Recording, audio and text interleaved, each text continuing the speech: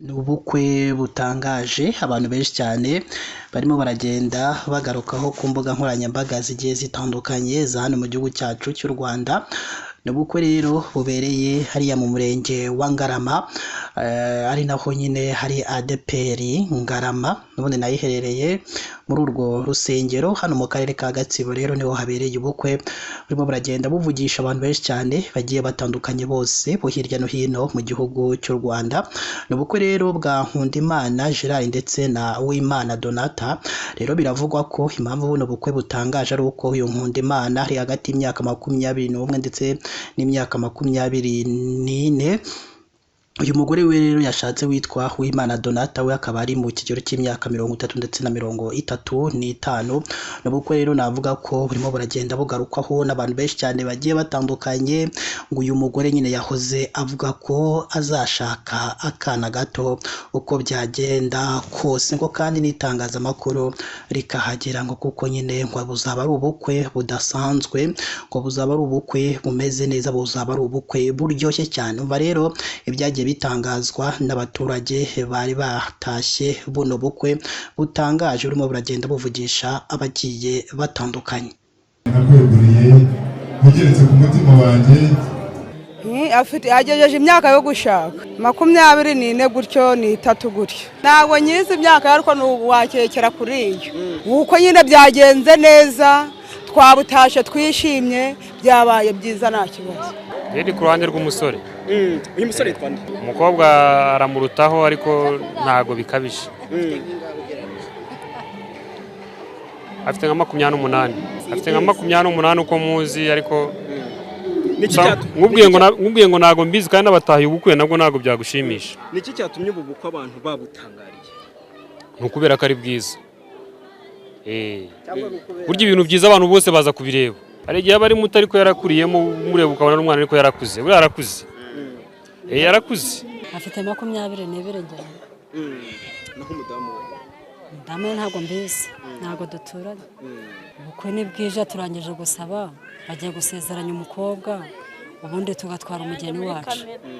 Ko abantu bari gutangazwa nuko ntacyo bitwaye. Umusore niba arashimye umukobwa kumujyana ntacyo bitwaye. Namwe mwarabyumvise? Twarabyumvise, twaranabyishimiye, umukobwa turamwishimiye. Nabyumvise se nyine ko umusore wacu yaje kumusaba mukunze, uruhande rwanjye nanjye nkabyishimira, naba ntarabyishimiye nkaza gutaha ubukwe bw'umuhungu wanjye. Abavuga ibyo ni amagambo? Abavuga ibyo ni akazi kabo, umuntu mu ruhande rwagira uko agenda.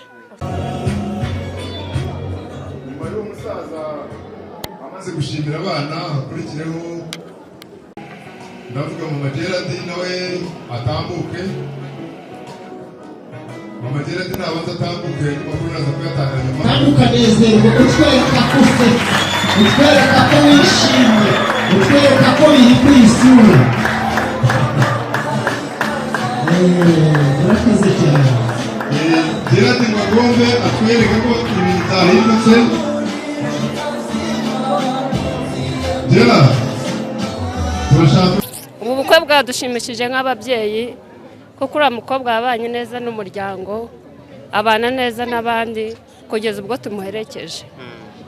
Imyaka ye ashobora kuba afite nyeka ni nka 30 kuko twabyirukanye. Imyaka ye nshobora kuba nafite nuko wenda yaba afite nka 21. Ibyo bintu bibaho kuko urukundo rushatse ruramusanga. Nahagaragasha biramenyerewe, si ngombwa ko umuntu ashaka uwo bangana. Bariya ni ibisanzwe, nta kibazo, bari mu kigero kimwe kandi barabereranye. Abantu nyine ntabwo bishimiye ubukwe bw'umuntu, ariko iby'Imana yapanze n'ubundi bibaho kandi birashoboka. Ntabwo mbizi gusa twebwe mu ruhande rwacu nk'itorero turabwishimiye. Abatabwishimiye bafite igihe, kandi ntabwo mbizi ko bahari, kuko nta muntu ubana neza n'abantu bose amahoro. Bwabaye bwiza, wabonye se wowe butabanye bwiza, turabasabira umugisha ku Mana. Amen. Ni urugendo rwiza kandi rwanyuze mu nzira ndende, kuko ni isezerano ry'Imana uhereye mbere na mbere, ko twari turifiteho amakuru itubwira iby'ubukwe bwe uko buzagenda n'iki, twari tubifite nka mapu, kuko Imana yacu iravuga, yarabiduhishuriye. Yatubwiye ko afite ubukwe, itwereka n'uwo bazashaka. Ntitwahita tubishyikira hafi, kuko iby'Imana biza bishyize kera, turabitegereza. Impamvu tutabishyikiriye nuko Imana ivuga nk'Imana tukumva nk'abantu. kandi igihe cyayo kigera ari uko yakigennye. Ubwo rero twarategereje, none iby'Imana yavuze birasohoye, ubukwe buratashye kandi bwaryoshye, bwabaye bwiza. Ibi ngibi birasanzwe kuko siwe wa mbere wabashatse muto kandi akuze, kuko hari n'abandi bamubanjirije na za Kigali, ngire ngo hari abo twashyingiye bafite 45 kandi uyu we yari akiri mutoya. Nta gitangaza kirimo rero. Imana iguha umugabo ugukwiye, kuko mu isezerano ryayo ntabwo yakuvangira ngo iguhe ibitagukwiye. Uwo rero niwe yabonye umukwiye, kandi abamwita mukuru abandi bakamwita muto. Imana yo yabonye ko baringaniye. Njyewe ndi umuturanyi, ndi umuyobozi we, namuyoboye muri korali, namuyoboye mu byumba by'amasengesho. Iby'Imana yavugaga narabyumvaga kandi nkabiha agaciro.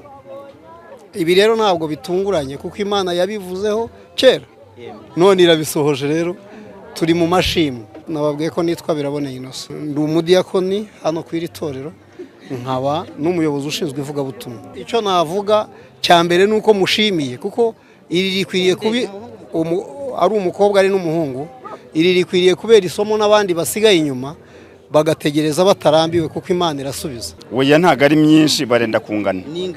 Ntago tubizi, ntago twamubyaye. Murabona rero ko ari ubukwe buryoshye, murabona ko ari ubukwe bumeze neza cyane nk'uko abaturage bagiye babyitangariza, mumaze kubyumva ngo nyine ngo ni ubukwe bwari bwarahumetswe n'Imana yonyine. Ati ni Imana buno bukwe yari yaravuze ko buzaba, ngo kandi bukaba ubw'igitangaza. Ari nako rero bano baturage bavuga ko bino nta bintu bihambaye birimo, ngo kuba umuntu ngo akurusha imyaka, ngo icyambere ni ukubaka urugo, ngo ibyo by'imyaka ntago ariyo yubaka. ngo icyambere ni ukubahana, ukubaha umugabo wawe, ukubaha n'umugore wawe, kuko aho ngaho nta kibazo kirimo habe na gito. Reka rero natwe dusoreze hano n'iyi nkuru imiragenda igarukwaho n'abantu benshi cyane bagiye batandukanye hirya no hino mu gihugu cyacu cy'u Rwanda. Ahubwo nyine tubashimire mwe tuba twabanye mu makuru yacu, tugenda tubagezaho umunsi ku munsi. Mwibuke kureba munsi y'iyi nkuru murabona ijambo subscribe cyangwa se abone mukandeho, n'akazugira kaza no kuri mugasige nako mugakandeho. Icyo gihe muzamushimangiye yuko mugiye kujya mu babambere mu kubona amakuru ndetse n'ibiganiro tugenda dutambutsa umunsi ku munsi. Imana yo mu ijuru ikomeze ibane nama.